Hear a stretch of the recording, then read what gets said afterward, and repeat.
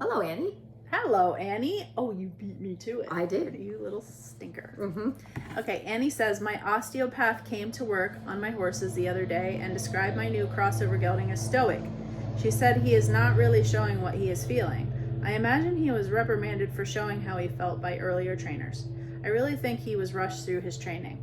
I was using a tarp to work with him yesterday. I have been really trying to read his body language, but I was having trouble yesterday. I'm particularly struggling with reading his subtle facial expressions. I couldn't tell yesterday if he was in an afternoon sleepy stupor or shut down. He didn't seem quite as peppy as usual. Is there anything other than simply my own experience that would help me read facial expressions? I have the Rachel Dryisma book about calming signals, and it has been very helpful. I'm just looking for more information. Also, what have you done in training sessions if you do notice your horse is perhaps feeling shut down? Do you go to something easier and give them a brain break? Will that help bring them out of it? Yes, yes. The end. No, that's Great question. Goodbye. Yes, it is a great question because it is.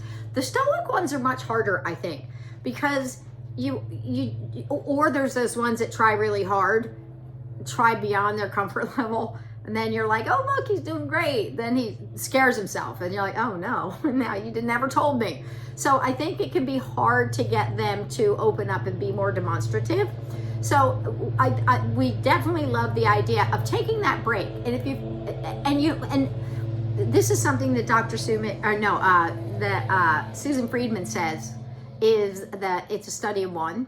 Because as much as all the other horses can do it different. When you bring that one horse out, you're trying to learn that horse. So the more you know your horse, but I love that the more you can assess. But I love that you knew he wasn't as peppy as usual. And I would take that as a pretty big, I would assume first that it's worry before I would just think it's maybe just an afternoon thing, which it could be. I just had lunch, I'm a little tired, I was going to nap now, and here you are. But I would first think, you know what?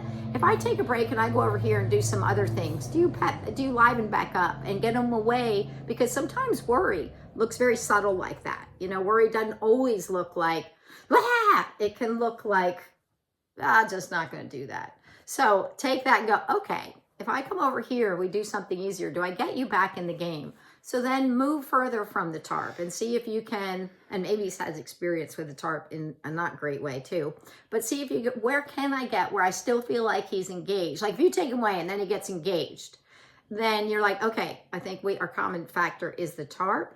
And then how far can you get before it feels like just a tiny bit he starts to go, I'm not sure now.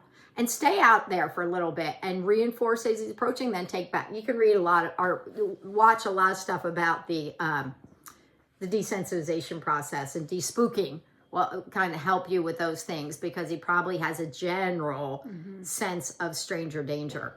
But I think it's a really good thing. And those Stoic ones are tough to read. And it can take a bit till you start realizing, what does it look like? Because there's tells in there. They're just like Henley, who's all positive reinforcement. It's on her. She's going to tell you in 8,000 ways. She's like, oh yeah, I could see it coming. But the ones that haven't been taught to be so demonstrative, it can be quite tricky to figure out where they are and how they're feeling. Mm-hmm. What do you have to add to that? Oh gosh. That's my least favorite thing that she does. And I saw somebody talked about Dr. Sue Dyson on there, and she has the pain scale, the grimace. I think it's, and then Dr. Sue McDonald has great, kind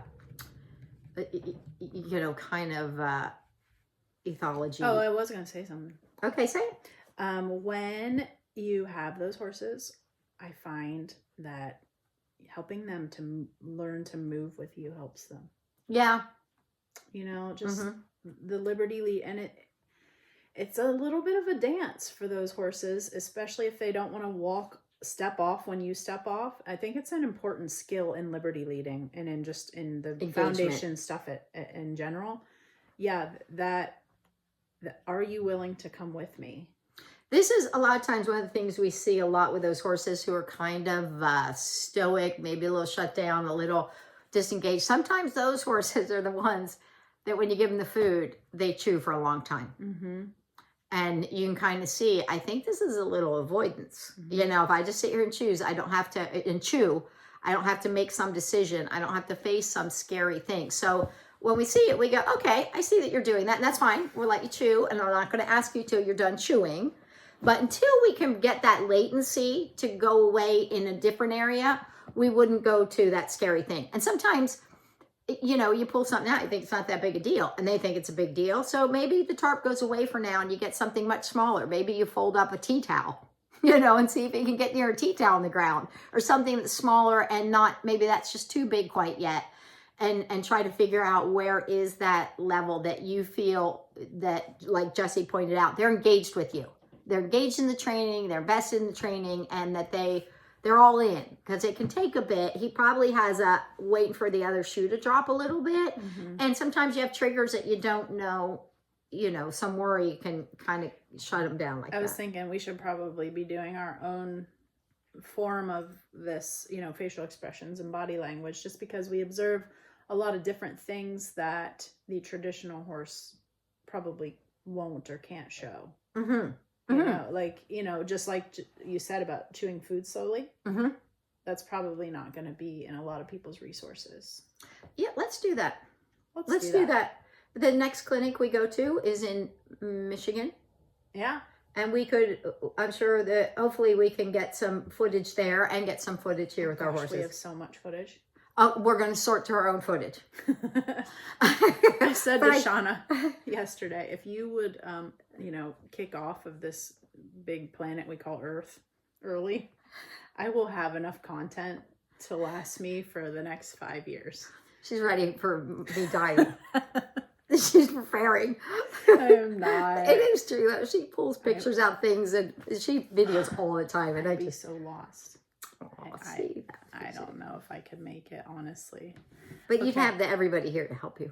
But we should just pull it together. I know that we have one of our, we have a team of certified professionals that are going to work on facial expressions.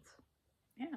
Body language. But as a course. But we could put some out, just some kind of basic things to help a little bit to people recognize some of those things and that we see. And I think this is the advantage for us who have done it so long, is you start to see it and you're like, I recognize that slow chewing may be, and more than likely is going to be, you always check the teeth and do the physical things first, but sometimes you've done all that and they're still doing it and you realize I think this is a little avoidance, and I think I'm one of those that's a little more shut down.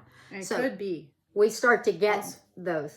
Yeah. We start to recognize those pieces and think, I know what I'm dealing with here, because I'm not seeing it in the facial expressions or the body language. Also, keep in mind that hay pellets slow horses down a lot. A lot of them. Yeah. A lot of them. Not all of them, but a lot of them. Yeah. It's so like balancing out. Yeah. And it can be. If you want to know how I really feel about it, go to the podcast on the different kinds of food, because Jesse's very outspoken on this topic. And I kind of, yeah. And it's always trying to find a balance in your food for what your horse can eat, what he does like, and what is going to keep him engaged, but not too slow. Anyway. Yeah. Okay, Annie. Thank you. Bye. Keep us posted.